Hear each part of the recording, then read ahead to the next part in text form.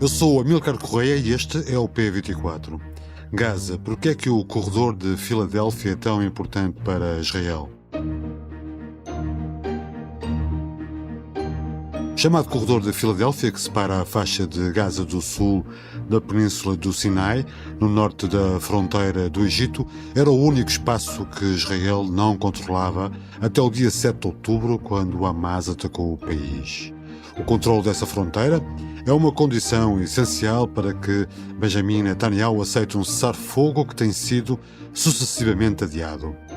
Mediadores israelitas terão proposto que esse controle fosse atribuído a uma força internacional gerida pela ONU ou até por um conjunto de países árabes, entre os quais o Egito estaria incluído. Todavia, o primeiro-ministro de Israel tem recusado essa possibilidade. Netanyahu tem vindo a ser contestado nas ruas, depois dos corpos de 6 reféns terem sido encontrados mortos nos túneis de Gaza. I told the families, and I will say it again tonight, I apologize and ask for your forgiveness, because we couldn't bring them back alive. We were close, but we failed. Let me say this again tonight. Israel will not remain silent on this massacre. Hamas will pay the price, a very high price. Começa a ser evidente que Benjamin Netanyahu prefere garantir o controle deste corredor para evitar um possível rearmamento do Hamas ao resgate dos reféns com vida, diz Joana Ricardo, especialista nas questões do Médio Oriente. Neste episódio do P24, a professora e investigadora da Universidade de Coimbra explica que o primeiro-ministro de Israel faz dos poderes ocidentais reféns da sua política polarizadora. Bem-vindos ao P24, o seu dia começa aqui. Bem-vinda, Joana Ricardo, a este novo episódio do P24. Benjamin Netanyahu rejeita parte essencial da proposta de cessar-fogo dos Estados Unidos, com o argumento da existência do corredor de Filadélfia até à fronteira com o Egito. Afinal, qual é a importância deste corredor para chegarmos a um acordo de paz? Bom, Milka, muito obrigada pelo convite, é um gosto falar consigo.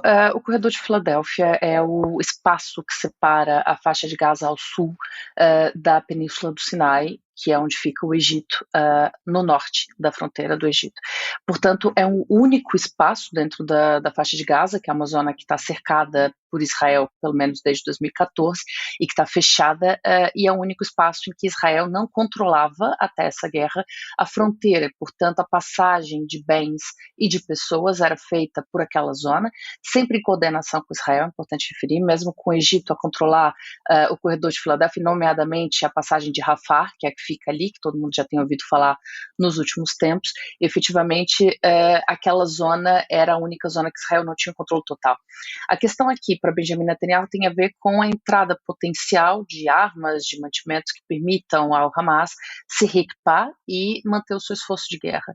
No entanto, é importante referir que há uma dispersão, se assim quiser, do ponto de vista do discurso dentro de Israel, porque tanto comandantes sêniores das Forças de Defesa israelita, do Shin Bet e da Mossad têm referido que Israel não precisa efetivamente controlar o Corredor de Filadélfia, porque teria outras formas, através de inteligência, através até de tecnologia, de controlar a entrada de armamentos pelos túneis do Hamas naquela zona, e parece nesse momento que essa tentativa de controle por parte de Netanyahu, que diz que é um controle essencial, que se perder não volta a recuperar, tem a ver principalmente com criar aqui mais empecilhos para esse acordo de cessar-fogo poder seguir. E o Egito? O que é que o Egito pode fazer perante uma imposição deste género? A partir dela não contribui muito para o sucesso de um processo de paz.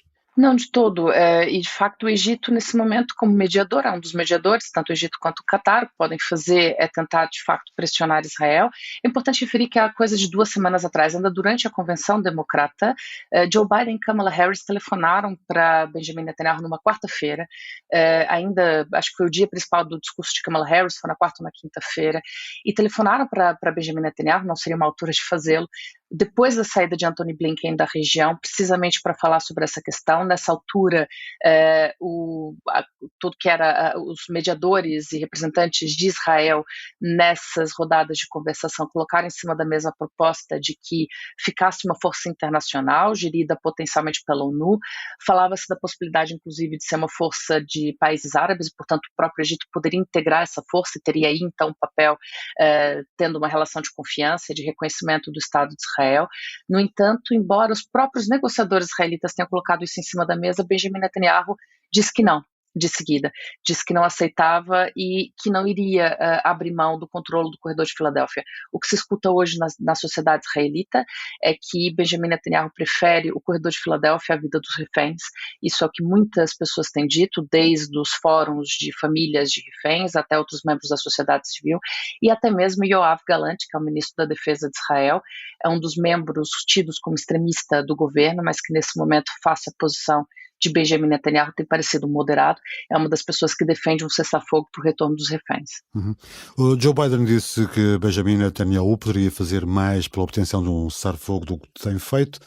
Biden fez o suficiente nestes últimos meses para acabar com esta guerra? A posição dos Estados Unidos desde o início dessa guerra, desde do dia 7 e 8 de outubro, no dia seguinte ao atentado terrorista do Hamas, no início foi uma posição inequívoca de apoio do direito de defesa incontestável de Israel e uma posição em que Benjamin Netanyahu disse sempre, Joe Biden disse sempre que estaria disponível para apoiar o governo de Israel, inclusive na sua defesa, no esforço de defesa.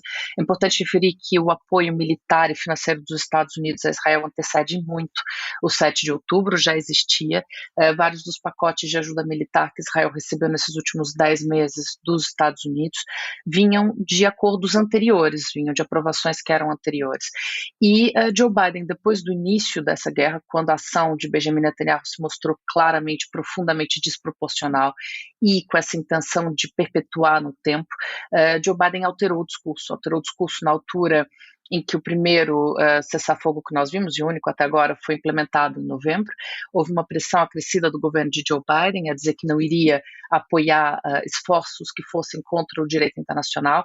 No entanto, essa alteração foi discursiva, porque a alteração de facto do tipo de mandar armas para Israel, de dar apoio financeiro para Israel, isso não aconteceu. Ainda agora, no início de agosto, o governo de Benjamin Netanyahu recebeu 3,5 mil milhões de dólares para comprar armas, já agora a indústria armamentista norte-americana, que vinha dos Estados Unidos. Foi um acordo fechado em abril, na altura da visita de Benjamin Netanyahu aos Estados Unidos, quando falou para o Congresso norte-americano. Isso poderia ter sido suspenso, não foi. E nesse momento, com a inflação, com a crise econômica e com o esforço de guerra que Israel tem tido que suportar nesses últimos quase um ano, de facto, sem a ajuda militar dos Estados Unidos e sem o apoio econômico dos Estados Unidos, seria impossível manter essa guerra. Agora, é importante referir que, se por um lado, obviamente que Biden não fez o suficiente, porque poderia, e talvez fosse o único poder que tivesse capacidade mesmo de colocar essa pressão acrescida que levasse a uma obrigação por parte de Benjamin Netanyahu de aceitar um acordo de cessar-fogo. Por outro lado, é importante referir também que Benjamin Netanyahu tem uma estratégia que é muito difícil de combater. O que nós temos visto nesses últimos 10 meses é que toda vez que o discurso de Joe Biden engrossa e que Joe Biden coloca alguma pressão acrescida sobre Benjamin Netanyahu e diz que vai cortar o envio de armamentos e diz que vai suspender ajuda, Benjamin Netanyahu consegue de alguma forma aumentar e escalar a pressão sobre as suas próprias fronteiras ao norte com o Líbano, onde fica o Hezbollah, consegue aumentar a pressão com o Irão, porque cria ações. Por exemplo, nós vimos ainda no início de abril um ataque à embaixada do Irão na Síria, que vitimou membros da Guarda Revolucionária Iraniana. Naquela altura, Israel não admitiu, também não negou. Agora, no fim de julho, nós vimos um ataque a Teherão, capital do Irão, que matou Ismail Haniyeh, que é o representante político do Hamas. Israel não admitiu, mas, de novo, não negou. São ações que são claramente provocativas e, quando são feitas, trazem uma resposta por parte do Irão de escalada, de guerra regional, e os Estados Unidos, nesse momento, têm que, de imediato, alterar o seu discurso, porque há aqui uma ordem mundial para se manter, e os Estados Unidos, nessas alturas, mandam porta-aviões para a região, mandam mais armas, colocam forças e dizem novamente que Israel tem o direito inequívoco de se defender. Por isso, há aqui uma dificuldade também de gestão disso por parte dos Estados Unidos, porque Benjamin Netanyahu também faz dos poderes ocidentais reféns da sua política polarizadora. O Irão está fragilizado para responder no contexto e no momento em que foi atacado. No entanto, o Reino Unido suspendeu a venda de armamento a Israel, com receio de que este possa ser utilizado contra civis. Esta pode ser talvez a única forma eficaz de pressionar Israel a um cessar-fogo. O próprio José Borrell sugeriu timidamente que os Estados Unidos talvez devessem enviar menos armas para Israel. Esta é a solução, de facto, para pressionar o governo de Netanyahu a encarar um cessar-fogo com mais realismo?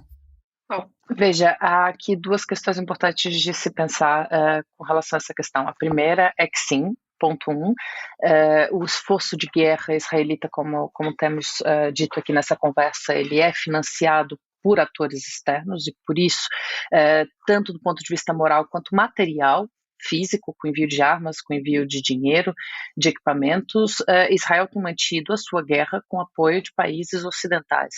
E isso é uma coisa que, de facto, poderia influenciar, porque se Netanyahu perder capacidade de manter a sua guerra, não vai poder continuar com ela. Mas volto para a questão que estava dizendo na pergunta anterior, que tem a ver com o facto de que depois Netanyahu cria tensões regionais que colocam uma pressão maior e que faz outros países também agirem. Mas depois a outra questão, relativamente especificamente ao Reino Unido, é que entre 90% e 95% dos armamentos que Israel recebe, do apoio militar que Israel recebe, vem dos Estados Unidos. Portanto, o país que tem capacidade de facto de colocar uma pressão que pode ser substantiva para Benjamin Netanyahu são os Estados Unidos.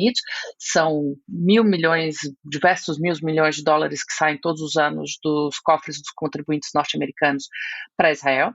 E que é sempre importante referir, retornam, porque esses acordos fazem parte de acordos de compra e venda de armas com dinheiro norte-americano, mas a partir da indústria armamentista norte-americana. Há uma economia política de guerra que aqui se desenvolve, que é importante não esquecermos.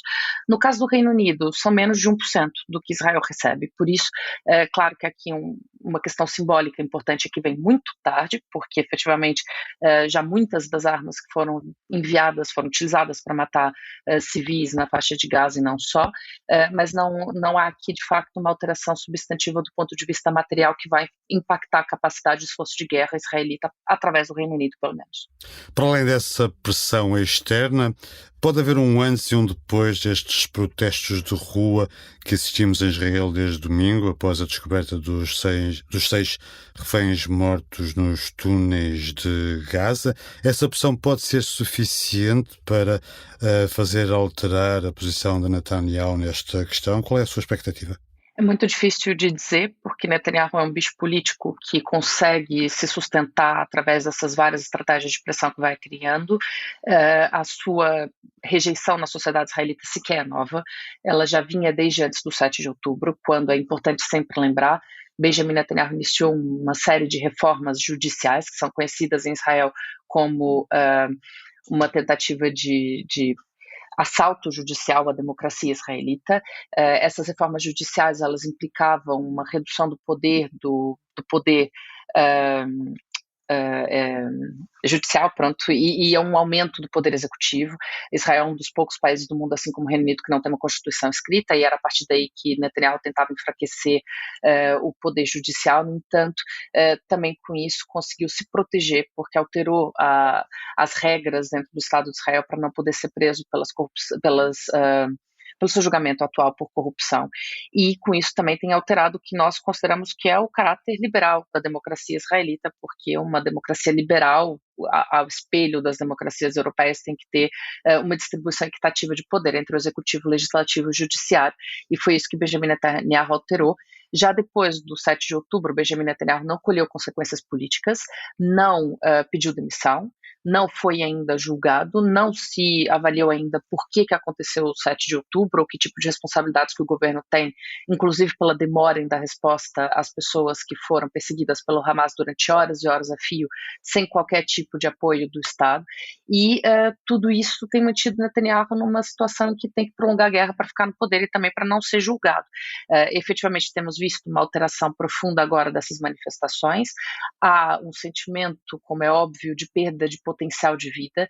Quando nós ouvimos a família de Hersh Goldberg nos Estados Unidos, durante a Convenção Democrata, falarem, o pai e a mãe falavam para o mundo de forma muito emotiva, o seu filho estava vivo.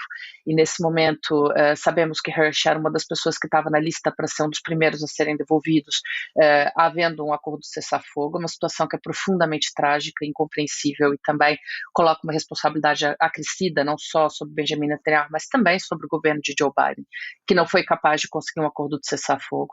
E como é óbvio, isso pode ser sim um rastilho que vai gerar, de facto, finalmente um cansaço na sociedade israelita, mas Benjamin Netanyahu não sai se não for retirado do poder, e, portanto, se não houver uma pressão internacional, como, por exemplo, por parte dos Estados Unidos a retirar o envio de armas, ou então uma pressão na sociedade israelita maior, e foi por isso que essa situação atual que nós estamos a ver de contestação chamou inclusive uma greve, é uma tentativa da população de Israel de parar a economia, ou seja, de gerar uma pressão que tenha impacto, que não seja só uma pressão simbólica nas ruas, que é essencial, que é importante, que mostra a população a tentar reagir, mas que também leve de facto a um inconveniente econômico para o governo de Benjamin Netanyahu, que impeça a continuidade dessa guerra.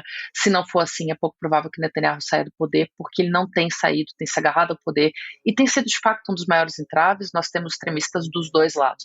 É importante lembrar sempre isso, e com as lideranças que estão hoje à frente, seja em Israel, na faixa de Gaza eu tenho dificuldade de chamar de liderança, é um movimento terrorista, e eu acho que é muito errado utilizarmos o termo de movimento terrorista quando convém, e de representante proto-estatal quando não convém. O Hamas é um movimento terrorista, tem também sua população refém, e vai utilizando tudo isso que Israel tem feito com as pessoas, com os jovens, com as crianças amputadas, sozinhas, sem futuro, sem esperança, que vão engrossando, obviamente, as linhas do Hamas, porque não tem outra expectativa de vida.